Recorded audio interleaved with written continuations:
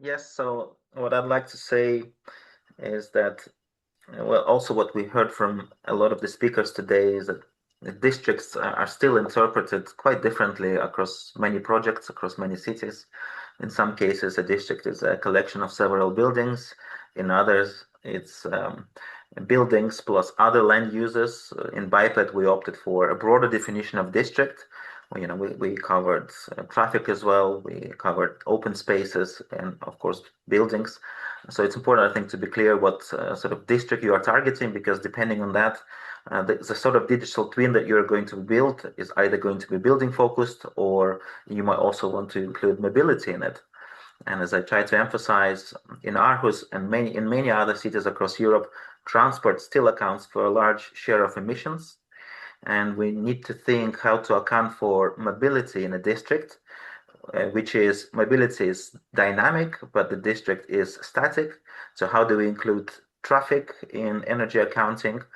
And I hope that cities agree that they cannot really achieve full climate neutrality unless transport is decarbonized. So that's the first point. Planning pads, even if they just mean buildings, is quite complex. So turn for help to tools like digital twins, so they can take a lot of guesswork out of your planning. But the journey is just beginning when you turn to digital twins, because you have to find data sets, and that's a challenge. You have to make sure that data is high quality. You have to make sure that data meets certain privacy regulations. For one of our use cases, for the 2D dashboard on building occupancy, the city approached some departments within the municipality to provide us building occupancy data, but then data owner said we cannot share it, because we cannot share it on a household level, because that's way too sensitive for you to model. If you want to use it, you have to aggregate it. And so then our agreement was that we will aggregate the building occupancy data on a 250 by 250 meter grid. So once you start working on digital twins, then you'll start facing a host range of other challenges.